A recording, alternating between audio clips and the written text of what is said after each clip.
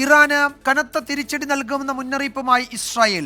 പ്രകോപനം തുടർന്നാൽ Tehran കത്തുമെന്ന് Israel പ്രതിരോധ മന്ത്രി. ഇസ്രായേലിനെ പിന്തുണയ്ക്കുന്ന രാജ്യങ്ങളുടെ സൈനിക കേന്ദ്രങ്ങൾ ആക്രമിക്കുമെന്ന മുന്നറിയിപ്പുമായി ഇറാൻ വീണ്ടും രംഗത്തെത്തി. സമാധാനത്തിന് മാർപ്പാപ്പ ആഹ്വാനം ചെയ്തു.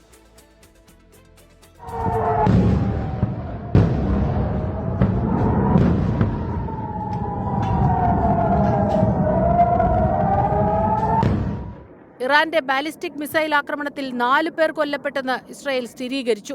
100-ൽ താഴെ മിസൈലുകൾ മാത്രമാണ് ഇറാൻ നിക്ഷേപിച്ചതെന്നും ഇവയിൽ ഭൂരിഭാഗവും തകർത്തതായും ഇസ്രായേലിനെ പിന്തുണച്ചാൽ മേഖലയിലെ സൈനിക കേന്ദ്രങ്ങൾ ആക്രമിക്കുമെന്ന് US, UK, ഫ്രാൻസ് എന്നീ രാജ്യങ്ങൾക്ക് ഇറാന്റെ മുന്നറിയിപ്പ്. സംഘർഷം രൂക്ഷമായതോടെ ഇസ്രായേൽ പ്രധാന നേതാക്കളെ ബങ്കറുകളിലേക്ക് മാറ്റി. മിസൈൽ ആക്രമണം നിർത്തിയില്ലെങ്കിൽ ഗുരുതര പ്രത്യാഘാതമുണ്ടാകുമെന്ന് ഇറാന് ഇസ്രായേൽ പ്രതിരോധ മന്ത്രിയുടെ മുന്നറിയിപ്പ്.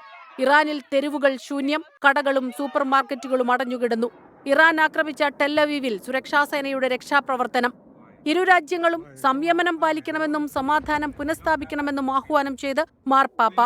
അന്താരാഷ്ട്ര നിയമമനുസരിച്ച് പ്രതിരോധിക്കാനും തിരിച്ചടിക്കാനുമുള്ള അവകാശമുണ്ടെന്ന് ഇറാൻ വിദേശകാര്യ മന്ത്രാലയം. സംഘർഷം രൂക്ഷമായതിനെ തുടർന്ന് UN സെക്യൂരിറ്റി കൗൺസിൽ അടിയന്തര യോഗം ചേർന്നു. എന്ത് വില കൊടുത്തും ആക്രമണങ്ങൾ ഒഴിവാക്കണമെന്ന് UN under secretary general Rosemary DiCarlo. International desk 24.